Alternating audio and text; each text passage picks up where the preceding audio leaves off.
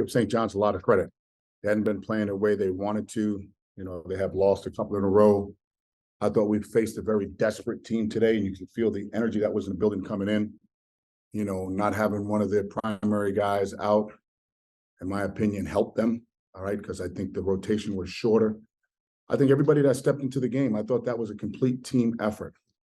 I don't know what our record is, but I know over the course of the year, this is the first time I felt all year that my team just didn't have it. We were listless early in the first half, and we were listless early in the second half. And there were opportunities out there. There are many, many opportunities out there. But from a top to bottom, I thought they outplayed us. I thought they out-hustled us. You know, they made some timely baskets. You know, and it just goes to tell you how tough our league is top to bottom. You know, I'm very encouraged that still where we're at. You know, this is the first game all year, even with some of the games that we lost. I thought we competed. I thought we competed today physically. I didn't think we competed today emotionally and or mentally. So I'm very disappointed in our group on that. But you know what? You're not going to win all your games. We have a quick turnaround, very, very quick turnaround. I'm happy for Mike and his organization. But when you look at the Big East top to bottom, you see what happened yesterday. You know, you got to win your home games. You got to win your home games. You know, Butler had a really good win yesterday against one of the top teams. St. John's today beat one of the top teams. And when it's all said and done, don't feel sorry for us. We'll be exactly where we want to be when it's all said and done. We'll learn from this. We'll grow. We'll develop. Am I disappointed in the loss? 100%. 110% I'm pissed. But at the end of the day, we're still coaching young men. They're going to make mistakes. You know what I mean? So many of you who think you got all the damn answers or how did you lose the game, they're kids at the end of the day. And we as the adults and as the guardians of the game have to have some passion and empathy for growth and development of young men. Questions? Just wait for the mics, okay? Yeah, when you said that like St. John's played like a desperate team, when you looked at them in film study and then saw them play today, what were the things that they did that said to you like, that's a desperate team? I don't know if it's so much what they did, it's more what I felt, you know. In life, my gut has taken me to the mountaintop. So my gut takes me to different levels of mindset. You know what I mean? And I mean, it just was my gut, their body language, their smile, you know, their shot making ability. And anytime you can play at Madison Square Garden, there's a different energy in here anyway. I thought it was a great crowd. I was very proud of our Friar fans that showed up.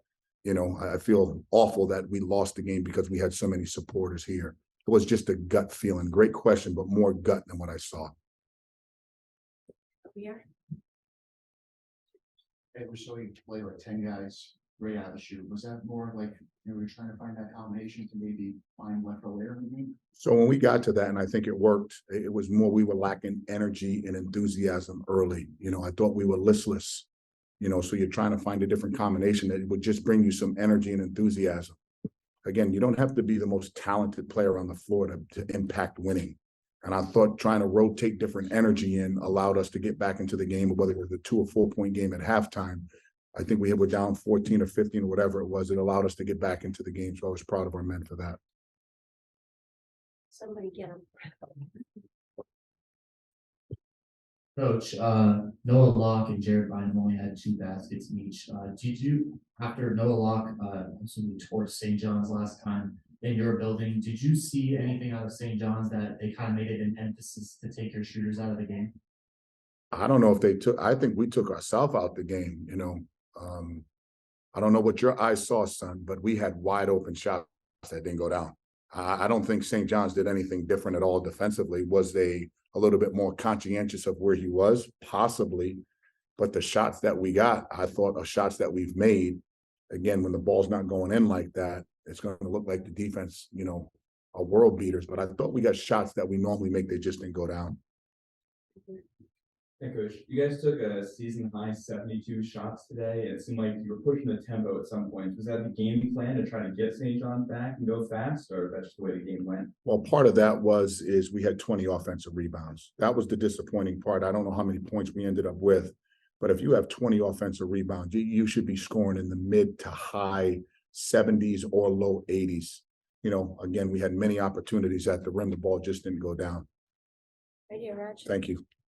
And in terms of what you saw from St. John's today versus, you know, what you saw of them in film study, Did you feel like in particular, like Alexander or Jones was a better player than they have been along the way? Alexander and Jones definitely played better today. You know, I mean, I have a lot of, prayers for Jones as he went through a tough time and he played with a sense of purpose today. And I thought his team kind of rallied around that, so you got to give them credit. I mean, they just played a little bit more spirited. That's all. That's what I felt, Two from the Ed. Bryce had a tough start, one for Aiken Field, just talk about how he was able to rebound and have the day that he did, and also, the ability to kind of get to two at the half, what was the message to the group saying, okay, we weathered a tough storm here, and let's go try to see if we can finish this off.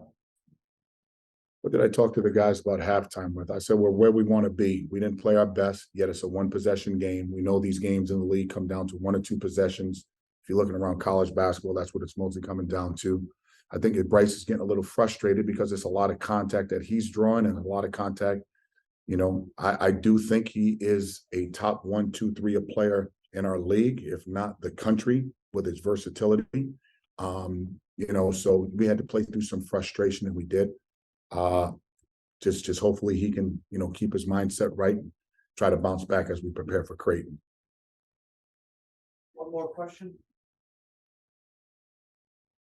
Coach, you said you want you guys to grow and learn from a loss like this. You're going to be back in this building in less than a month here. What do you want to see from them over the next 4 weeks?